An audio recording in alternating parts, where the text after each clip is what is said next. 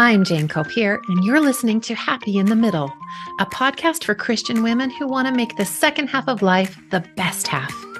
This podcast is all about helping women to reignite their spark and step into their divine power in order to create deep and connected relationships and also find that fulfillment and satisfaction they crave. So, if you're ready to grow, join me and learn how you too can overcome guilt, resentment, disappointment, and enjoy the fruits of creating a life well lived. Let's go. Hello, friends. Welcome back to Happy in the Middle. Today's episode is number 122, 5 fresh ways to reset your life this spring. So, how are you, my friend? I'm so glad you're here. In Utah, I tell you, spring is in full bloom. Our weather is warm, bordering on hot. The blossoms are gorgeous. I'm just loving spending more time outside and taking walks and working in the yard. There's really something about this time of year, isn't there? I think spring is one of the most loved seasons. The light changes as our days grow longer. The air feels kind of softer, right? Everything starts waking up again. And whether we realize it or not, as humans, we do the same. Spring has a way of inviting us into something new. And I love that feeling. I love that rebirth, the regrowth, the coming back that makes us feel alive. To me, it kind of asks this question, are you ready to come alive again? And I do feel that desire to change things up and come out of hibernation and, yes, feel alive again. So I've been thinking that it would be a really great time to talk about some unexpected ways that you can reset your life this spring beyond cleaning out closets and, doing the typical spring cleaning and decluttering and all that kind of stuff. It's not the typical advice you hear, but what I want to address are the deeper shifts that actually change how you feel in your life, that help you love your life more so that you can bask in that beautiful emotion and also let it spill over to those that you interact with. Really, that beautiful aliveness, that Eros energy. So, are you ready? Let's jump in, shall we? The first shift I want to offer you is what I call an energetic editing. And what this means is that instead of focusing so much on managing your time, I want you to start paying attention to your energy. If you're like most human beings, like me, like your friends, your level of energy likely fluctuates during the day, right? It's not the same. Not everything that fills your day is equal. There are some things that might drain you, and there are some things that give you life. And paying attention to which is really, really helpful because we often override that knowing. We'll push through, we stay committed, we keep saying yes to things, even when things stop feeling right anymore. So, the simple practice that I would recommend is at the end of your day, just ask yourself, what gave me energy today? For me, that answer is moving my body or engaging with someone, or just doing something that I've looked forward to. Those kinds of things give me energy. What took my energy away, right? What were those things that I had to do or were on my list and I couldn't quite get rid of them, or things that I felt obligated about? What took my energy away from me today? And am I happy about that, right? Yesterday I was working in my yard quite a bit and it did drain me, but it also gave me energy because I was really pleased with what happened, right? It was that good, satisfying feeling of have done some work and seen some result of it. And so, yes, while it took a lot of energy to do that work, it also was stimulating and really fun to see what I created, right? Ask yourself, when and why did I feel most alive? And we're just gathering data. We're just getting information. That's it. There's no judgment. Again, just information. What was I thinking when I felt alive? What were my thoughts when I felt my energy being sucked away? And then little by little begin to edit your life accordingly. As I've been answering these questions for myself, I have noticed that time spent on social media is really draining and almost soul-sucking for me.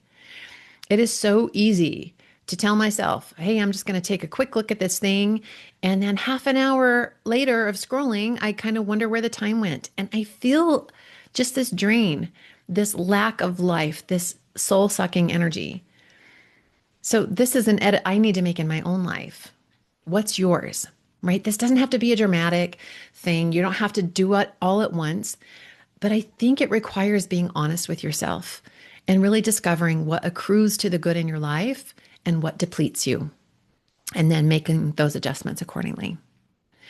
Okay, and this idea kind of leads us into the second shift, and that is to create what I call a living rhythm instead of a rigid routine.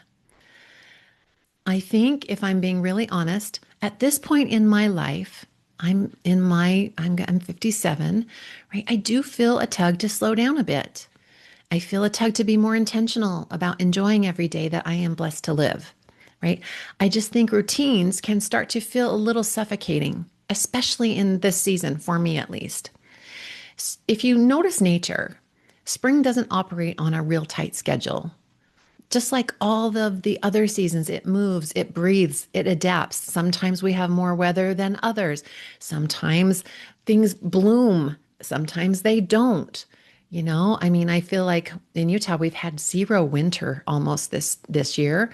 So I know our fall is going to be very dry and dead. We won't have those vibrant colors that we usually get.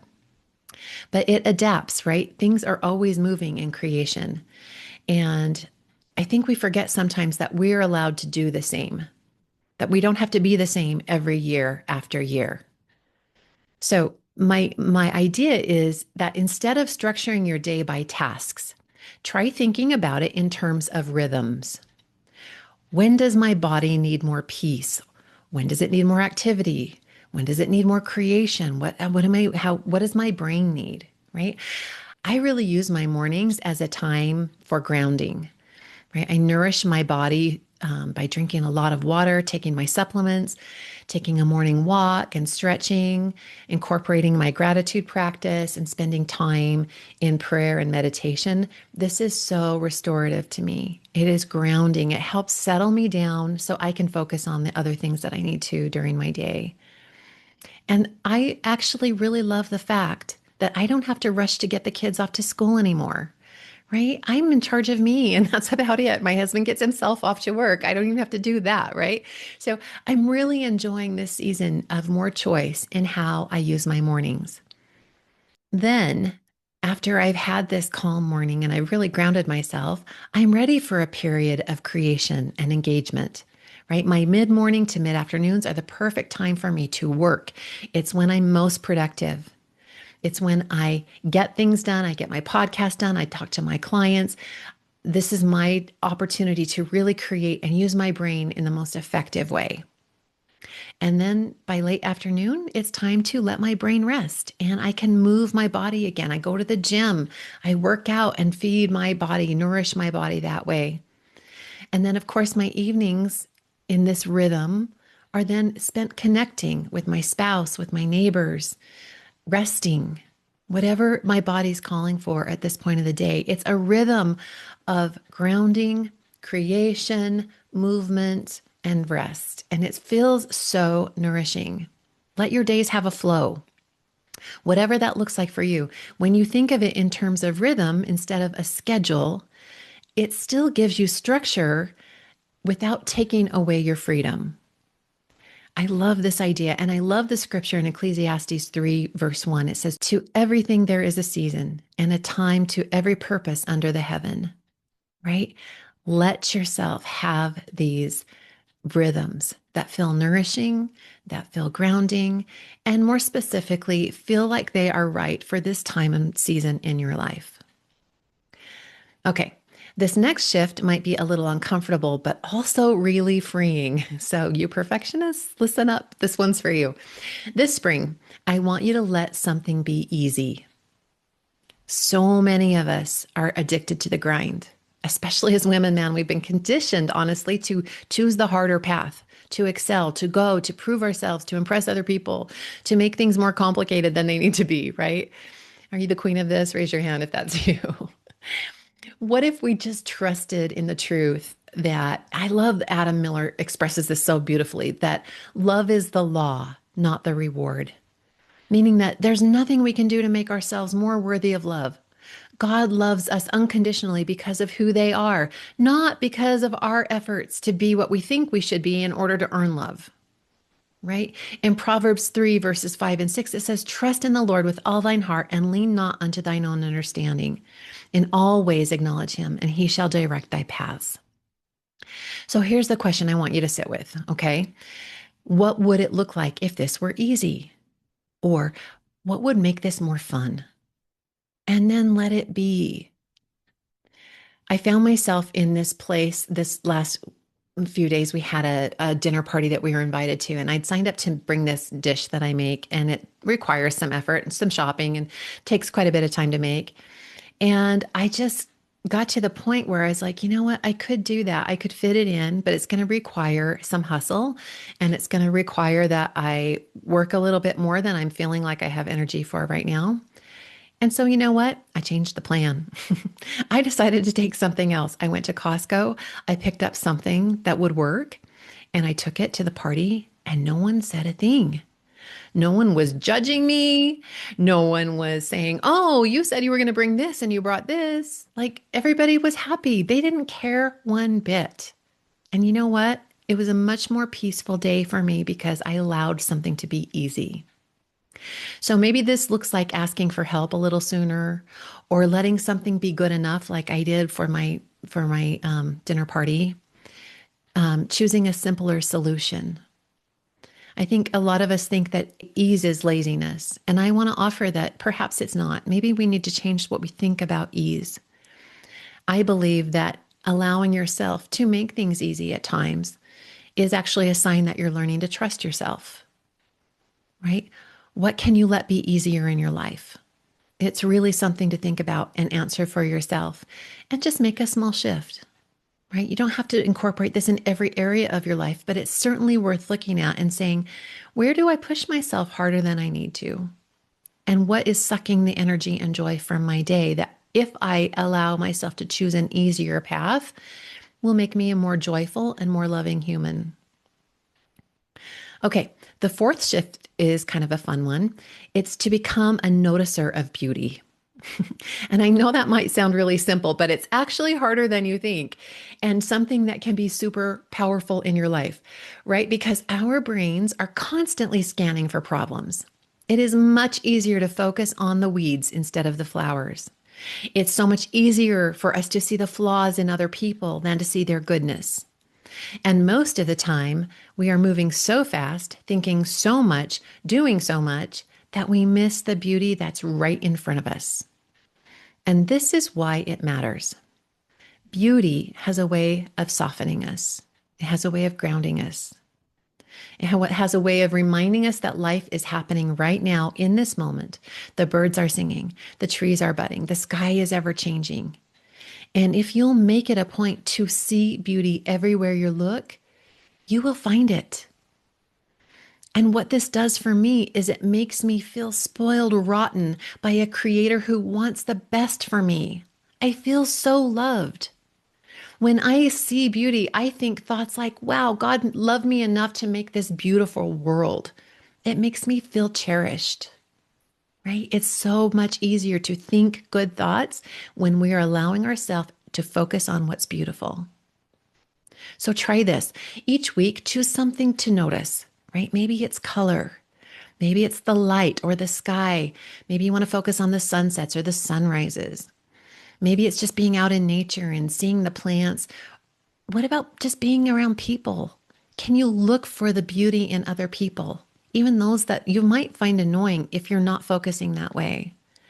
There's a gal at the gym that honestly I have a lot of compassion for. Every time I go, she just wants to talk, talk, talk, and she's got a lot of health issues, and she doesn't have personal awareness of like other people's time and things like that because she'll come to talk to me maybe 4 times while I'm at the gym.